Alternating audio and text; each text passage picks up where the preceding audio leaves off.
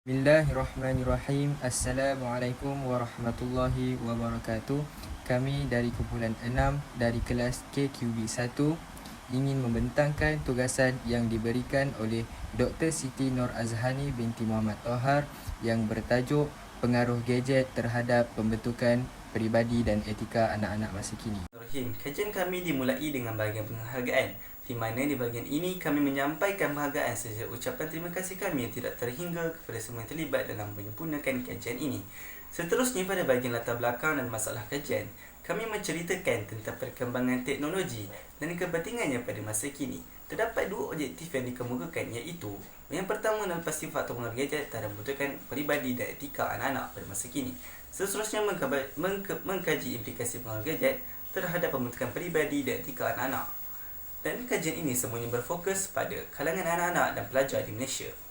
Terdapat dua kaedah yang digunakan dalam kajian ini, iaitu yang pertama kaedah penyelidikan ilmiah dan kaedah analisis kandungan. Kedua kaedah ini kami gunakan sebaiknya dalam memberi maklumat serta mencari hasil kesimpulan bagi objektif kajian kami. Memang tidak dapat dinafikan bahawa ibu bapa merupakan didikan awal yang diterima oleh anak-anak. Oleh itu, jika baik didikan ibu bapa, maka baiklah anak tersebut. Selain itu, ibu bapa juga perlu memerhati dan meluangkan masa bersama anak-anak bagi mengelakkan anak-anak berasa tertekan. Ibu bapa hendaklah menangani salah laku sosial dalam kalangan anak-anak bagi melahirkan peribadi dan etika anak-anak yang baik. Akhir sekali, ibu bapa bertanggungjawab membentuk sikap yang positif dalam diri anak-anak supaya tidak berlakunya kurang penghayatan peribadi dan etika. Di antara faktor pengaruh gadget terhadap pembentukan peribadi dan etika anak-anak pada masa kini adalah beberapa masalah. Yang pertama ialah mengganggu perkembangan otak dan juga masalah psikologi, seperti masalah murung, gelisah dan juga tingkah laku yang bermasalah. Yang kedua ialah masalah obesiti. Ini disebabkan anak-anak kurang melakukan aktiviti luar seperti riadah, bermain bola ataupun berjoging, dan mereka banyak meluangkan masa hanya bermain handset di dalam rumah. Dan yang ketiga adalah wujud jurang interaksi antara keluarga. Jurang interaksi ini berlaku disebabkan kurangnya sosial di antara keluarga dan juga anak-anak, dan mengakibatkan jurang itu semakin besar. Dan yang keempat adalah pemikiran kanak-kanak akan rosak. Ini disebabkan kanak-kanak melihat perkara-perkara yang tidak sepatutnya dan telah merosakkan pemikiran mereka. Dan yang terakhir adalah kesan negatif kepada pelajaran. Contohnya, kanak-kanak bermain video pada waktu malam dan menyebabkan otak mereka letih untuk menumpukan perhatian dalam pelajaran pada keesokan harinya. Selain itu, rakan sebaya juga dikenal pasti mempunyai pengaruh kuat dalam penggunaan gadget terhadap pembentukan peribadi dan etika anak-anak pada masa kini. Walau bagaimanapun, tidak dapat dinafikan lagi bahawa penggunaan teknologi seperti internet telah membawa kepada persekitaran sosial yang sangat mudah dan pantas. Di sini, saya akan membincangkan dua kesan, iaitu kesan positif dan kesan negatif yang dipengaruhi oleh rakan sebaya. Kesan positif yang pertama, dapat membantu rakan lain jika ada masalah. Seterusnya, dapat menyelesaikan tugasan yang diberikan oleh guru. Seterusnya, dapat maklumat dengan cepat, berkaitan tugasan dan sebagainya. Kesan negatif pula, ia menghabiskan masa lapangnya dengan hanya bermain gadget. Seterusnya, ia mudah terikut dengan budaya yang tidak baik. Dan akhir sekali, ia memberi impak dalam perkembangan fizikal. Faktor guru. Guru merupakan aset yang penting selepas pengajaran daripada ibu bapa kerana guru-guru mampu memperkembangkan potensi individu secara menyeluruh. Selain itu, guru-guru juga boleh menerangkan serta berkomunikasi dengan pelajar tentang cara penggunaan gadget dengan cermat dan betul.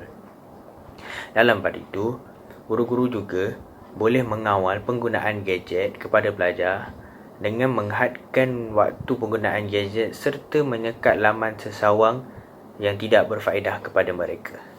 Baiklah, gadget juga mempunyai implikasi positif kepada anak-anak, dan antaranya ialah ia menjadi medium efektif untuk pendidikan. Seperti yang kita sedia maklum, ketika wabak COVID-19 melanda, gadgetlah yang membantu melancarkan lagi proses pengajaran dan pembelajaran. Sebagai contoh, mereka boleh memuat turun aplikasi Kahoot untuk menjadikan sesuatu pembelajaran lebih menyeronokkan. Selain itu, mereka juga boleh menggunakan aplikasi Google Calendar untuk merancang masa belajar dengan lebih sistematik. Dan tidak dilupakan juga, mereka boleh menggunakan aplikasi dalam talian seperti WhatsApp, Google Meet, Microsoft Teams maupun pelbagai lagi aplikasi lain untuk berbincang bersama kawan-kawan mereka. Jelaslah, cara sebegini dapat mendorong pembentukan peribadi dan etika anak-anak yang lebih baik kerana memanfaatkan gadget tersebut dengan perkara yang berfaedah. Seterusnya, saya akan memetakan tajuk aplikasi dalam teknologi yang dapat membantu menjana pendapatan bagi golongan anak muda. Antara nilai yang saya dapat berikan di dalam tajuk saya ini ialah dapat mempraktikkan diri dalam menyusun masa dengan lebih teratur dan strategi. Apa yang saya maksudkan ialah penjual dan pembeli mempunyai kemudahan masing-masing. Penjual boleh menghantar katalog jualan secara atas talian kepada pembeli apabila proses pembelian dilakukan. Tidak seperti masa dahulu yang mengambil masa untuk beratur panjang setiap kali ingin membuat pembelian. Selain itu, golongan anak muda dapat memupuk sifat suka menabung dan berjimat cermat dalam kehidupan. Misalnya, golongan anak muda yang masih melanjutkan pelajaran, mereka dapat menyimpan duit dengan lebih banyak kerana tidak perlu mengeluarkan modal untuk memulakan perniagaan. Akhir sekali, menyibukkan diri daripada perkara-perkara yang tidak menjamin masa depan golongan anak muda. Pada masa kini, mereka seharusnya mengambil peluang dalam dunia perniagaan atas talian sebagai satu pekerjaan sampingan agar mereka tidak mensisihkan masa lapang mereka dengan perkara-perkara yang tidak berfaedah. Yang seterusnya, perkembangan fizikal adalah sangat penting untuk pembentukan peribadi dan etika anak-anak ini kerana kesihatan adalah segala-galanya di dalam hidup kita. Jadi, perkembangan fizikal yang bagus seperti kemahiran berkomunikasi, kemahiran berfikir, tubuh badan yang cergas dan sihat, ianya akan membentuk model insan dan masyarakat yang berkualiti. Dan seterusnya akan menjadikan mereka lebih beretika dan bertamadun.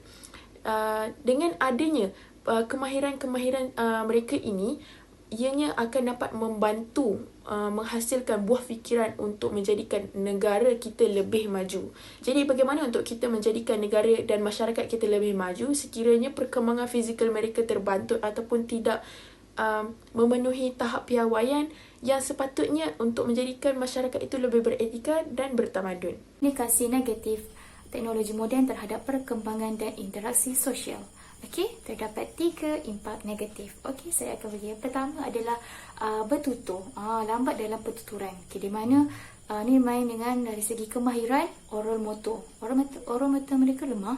Okey, disebabkan kurang bertutur dan daripada kecil lagi mereka kurang untuk berjumpa dengan orang. Okey, seterusnya kita masuk yang kedua adalah dari segi psikologi. Okey, psikologi ni kita akan dapat patologi ni dia boleh cenderung pada kemurungan. Kemurungan ni memang teruk kalau kita biarkan, dia akan boleh sampai ke penyakit mental. So yang seterusnya yang ketiga sekali adalah kurang kecergasan dalam segi interpersonal. Hubungan sesama manusia ni kurang communicate. Dia akan boleh menjadi introvert. Okay. Seterusnya, gadget juga menyumbang kepada impak perkembangan akademik kanak-kanak. Tidak dinafikan zaman kini setiap ibu bapa memberi gadget kepada anak-anak mereka. Oleh yang demikian, kanak-kanak maupun pelajar menghabiskan masa mereka di hadapan gadget seperti telefon pintar, komputer, tablet dan sebagainya pada jangka masa yang lama. Dapat beberapa impak yang menyebabkan perkembangan akademik mereka terjejas. Yang pertama ialah ponteng sekolah. Disebabkan ketaksuban gadget, mereka sanggup untuk ponteng sekolah, untuk bermain permainan video dan melayari internet di cyber cafe dan sebagainya. Dan yang kedua ialah merosakkan akademik mereka. Hal ini kerana mereka tidak mempunyai had penggunaan gadget sehingga mereka tidak dapat membahagikan masa mereka untuk mengulang kaji pelajaran. Dan yang terakhir ialah menjejaskan kesihatan mereka, menjejaskan penglihatan akibat radiasi skrin gadget. Radiasi ini akan menyebabkan penggerakan mereka terbatas kerana mereka hanya menggerakkan jari jemari dan kurangnya rangsangan otot mereka, sekaligus menyumbang kepada kelambatan untuk membina kemahiran menulis dan sebagainya. Kesimpulannya, isu pengaruh gadget ini bukan sahaja memberi kesan negatif kepada anak-anak, malah juga memberikan kesan yang positif kepada mereka jika digunakan dengan bermanfaat. Tetapi, tahap kesadaran masyarakat terhadap penggunaan gadget ini masih lemah dan diharapkan untuk masyarakat mengambil cakna tentang perkara ini. Pihak yang terbabit harus memainkan peranan mereka dalam mengawasi penggunaan gadget terhadap anak-anak. Oleh itu, pengkaji mencadangkan agar ibu bapa sentiasa bekerjasama dalam mengawasi dan mengatur peraturan untuk anak-anak. Selain itu, warga pendidik. Warga pendidik harus menekankan kepentingan media interaktif ketika di sekolah supaya anak-anak boleh tahu dan mengambil manfaat daripadanya. Seterusnya, pihak NGO. Pihak NGO harus mengadakan kempen agar anak-anak lebih faham dan dapat mendalami tentang manfaat dan juga keburukan sesuatu gadget itu.